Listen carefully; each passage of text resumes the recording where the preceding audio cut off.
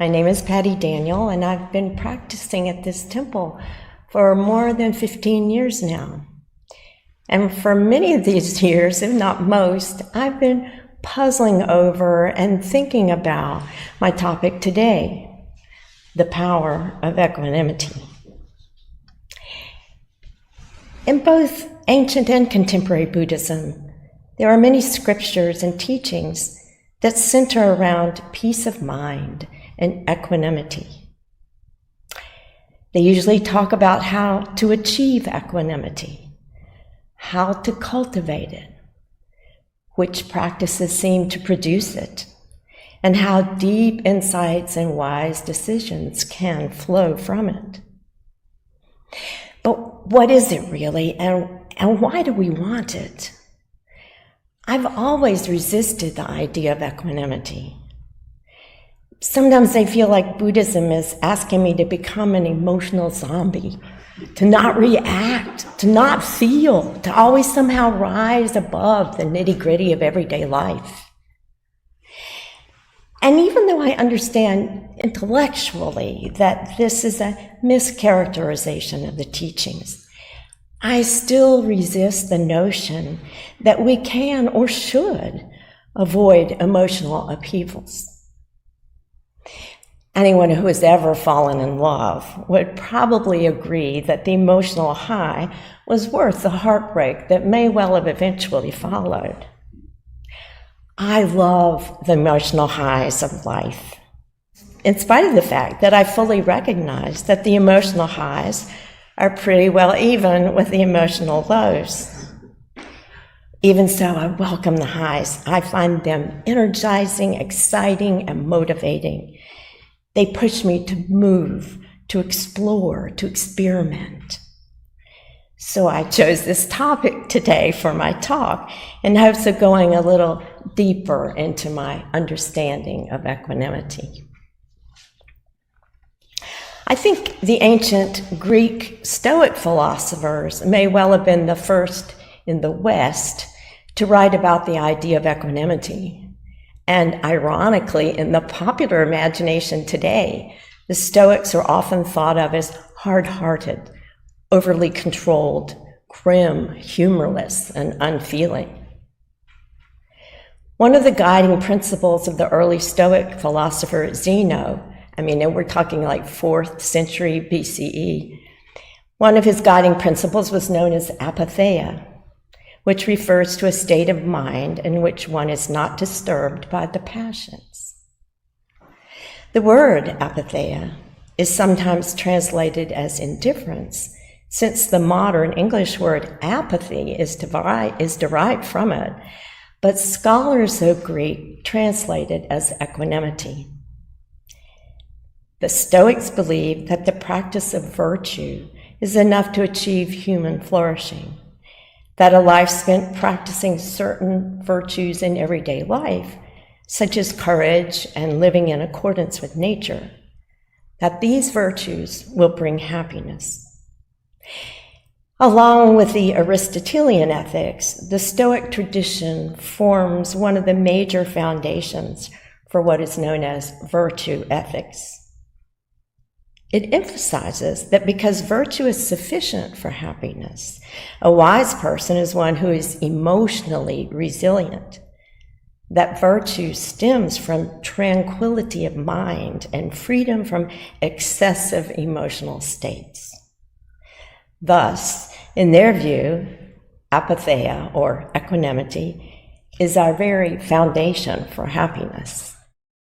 In the world of psychology, equanimity is viewed as mental balance, the ability to experience our trials and tribulations without constantly striving to change our external circumstances. This is not to say that equanimity can replace making practical decisions to help us deal with our difficulties, but that a state of calmness and balance is what gives rise to the best decisions. In a blog called Mind Owl, a post by psychologist Felipe Bastos states that equanimity is a fundamental skill related to self-awareness.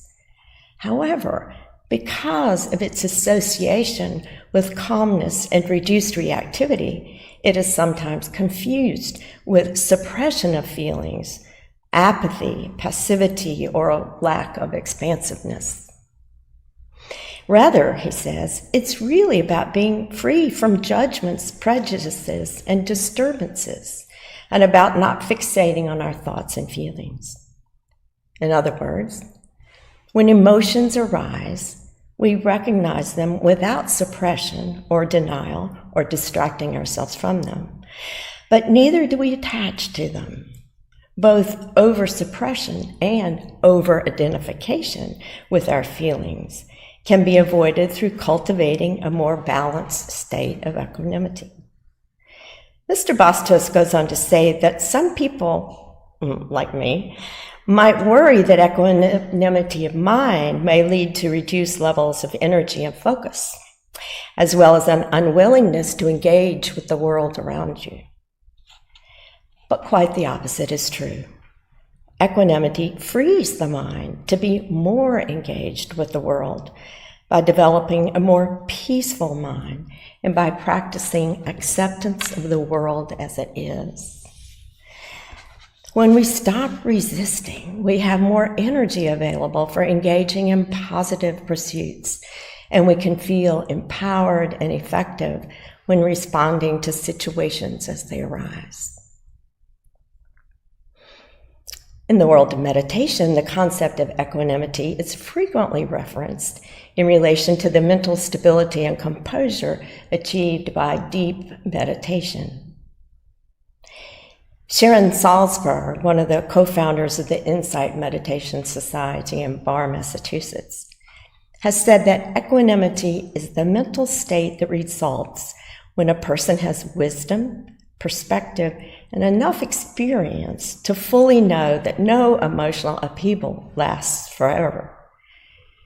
She says it's a mistake to think that equanimity is detached and passive.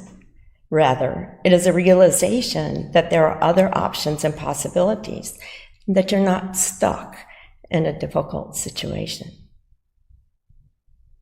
In most branches of Buddhism, the concept of equanimity is a fundamental principle, founded on the concept that nothing is permanent or certain. Understanding and true acceptance of the inherent impermanence of all things in the universe becomes the path to equanimity and happiness. In Won Buddhism, our essential dharmas of daily practice, they're all in our meditation booklets, our essential dharmas begin with the mind is originally free from disturbance, but disturbances arise in response to sensory conditions. Let us restore the equanimity of our true nature by letting go of disturbances. There are 9 essential dharmas of daily practice, and they're basically an encapsulation of the doctrinal chart in the front of the Red Book. And though they are entirely interdependent and equally important, I can't help but wonder if our founding teacher, Master Sote-san, didn't put the practice of developing equanimity first for a reason. Dr. Bongkil Chung, a professor, scholar, and ordained minister in Won Buddhism, wrote a translation of the writings of Master Chongsan, who was our second head Dharma master. In a lengthy introduction to his translation, he makes an interesting point. He states that Master Chongsan suggested that a necessary precondition for a perfect life is the cultivation of equanimity. Dr. Chung goes on to say, quote, equanimity entails a radical impartiality and indifference based on a sense of emptiness in the Buddhist sense of the word, and also on emancipation or freedom based on an understanding of basic existential and metaphysical principles. While we could spend a lot of time on this concept of emptiness, suffice it to say that it underlies the ability to let go of grasping and clinging, especially to our emotional states. Equanimity allows for open-hearted acceptance followed by letting go. Sometimes equanimity is mistaken for passivity or indifference, but it's not the same. Equanimity calls for engaging with life. Passivity and indifference are forms of giving up. So how do we cultivate equanimity? Well, there are practical things we can do, such as maintaining our physical health, especially with exercise, good nutrition, getting adequate sleep, and limiting our news consumption. But mainly we cultivate equanimity by making the effort to see life as it is, and by being totally present in our daily activities as well as our meditation practice. We cultivate equanimity when we cultivate our wisdom and virtue. When we see that Buddha image everywhere, in everyone and everything. When we experience timeless, placeless Zen. And when we dedicate ourselves to daily meditation. All these things will bring us the power of equanimity. I'd like to end with a quote from Master Sotasan. He says, "It is not my instruction to have you eliminate by force your feelings of joy or anger, sorrow or happiness. Rather, I urge you to exercise your free frame of mind without constraint by applying joy, anger, sorrow, and happiness properly, according to time and place, only making sure that you do not diverge from the middle way." Well, wow, I guess Master Sotasan is not asking me to become an emotional zombie after all.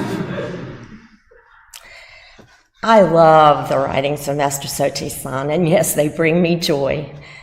They are permeated with sound advice, deep understanding of the human condition, and essential kindness. I will be forever grateful for them. Thank you for listening, and may the rest of your day be filled with equanimity.